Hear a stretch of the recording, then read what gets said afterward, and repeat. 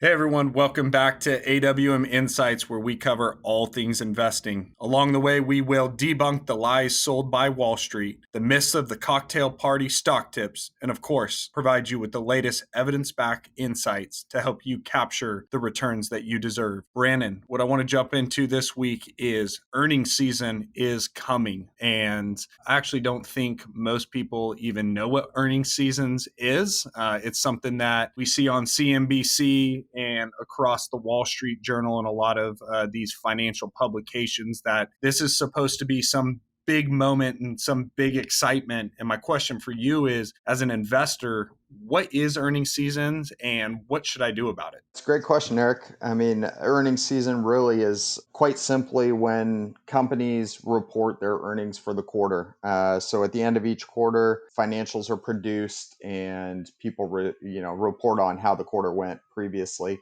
Typically, they also give some guidance about what their expectations are for future earnings. So really what it all boils down to is it's additional information for the market. And this information, as we know, it's when it becomes public. So it's when everybody gains access to it. So that's really what earnings season is. I think the question that could be a good follow-up is, what should we do about it? Is earnings, the information we get from earnings season, tradable? And I think we're going to see a really good example of this. We just finished up the best quarter since 1987 from a stock market perspective, but 80% of S&P 500 companies haven't even given us guidance on what to expect from earnings.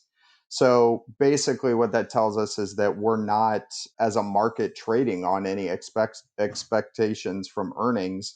And thus, it's really difficult. You're basically trying to predict the future again. And as we know, that's not a very successful way to go about investing long term. Yeah, it reminds me just the comment you made that here we are, the best quarter since 1987. It's really the disconnect of stock market returns in the economy, which we had covered on an earlier podcast. One of the things I just have a question around, right? Like you see these analysts come out and set earnings guidance, and it's this big thing that these are analysts that spend 40 hours a week on that one specific company, poring over every single little detail that's publicly available, and very rarely, if ever, do they hit the exact earnings price or the earnings report. Can you maybe talk what that tells us about how difficult it is to predict prices when we see the best analysts on Wall Street, missing guidance, and what we're supposed to do with that? Yeah, I mean, like you said, Eric, coming up with projections is just incredibly difficult, even for people that are within the company and have, information that's not available to the public to come up with guidance of what the future is. I think that points to why 80% of the 500 largest companies in the world haven't given guidance, because it's very difficult. We know this as business owners, as we look ahead and try to predict or project what our earnings are going to be internally. It's based on a bunch of assumptions. It's based on educated facts that or educated guesses that we're putting forth, but we could be wrong. And so I think that's where it becomes really interesting, is if the companies are basically saying, hey, we don't know about the future.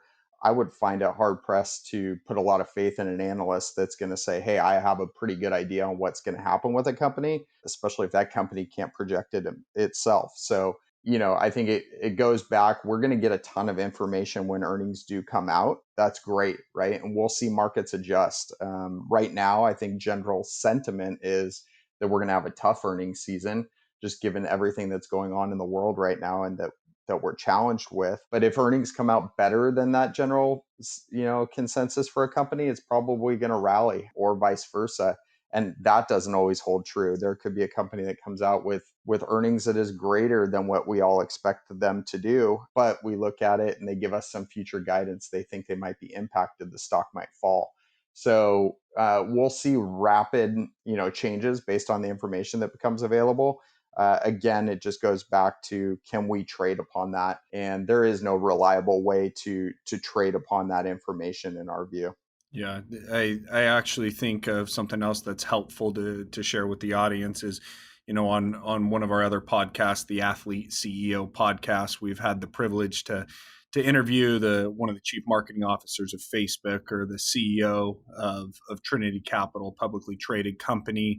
And the thing is they have to be very, very careful of any information that they actually do have that could materially impact the price of their publicly traded stock. And there's restrictions on these key employees. There's restrictions on the officers of the company because that's called insider information. And if that gets leaked and somebody trades on it, they actually go to jail. And so even the desire in this, like wanting to have access to this special information to be able to trade a company to get higher expected returns than somebody else, just does not exist in the public markets. And it's one of the reasons we rail against picking individual equities in the public markets. You're much better doing that in the private markets where there is asymmetry of information. And so the one thing I do think we can take away from earnings or just what's been going on in the economy is adjusting our expectations of what future returns could look like. I think it's adjusting, saying that there are periods when we aren't going to see the annualized 10% returns of the S&P 500. And so what we have to do is have a plan in place. We need to increase our savings, right? We need to check really our personal finances and hopefully be surprised to the upside. But just really goes back to having a plan of staying focused, controlling what you can control. And so we appreciate your guys' attention on this every week. It's been a fun conversation, the feedback that we're getting. Of course, you can find the show notes for this specific episode at awminsights.com. We'd love to hear from you. If there's something you'd like us to cover, please reach out, let us know. And until next time, stay humble, stay hungry, and always be a pro.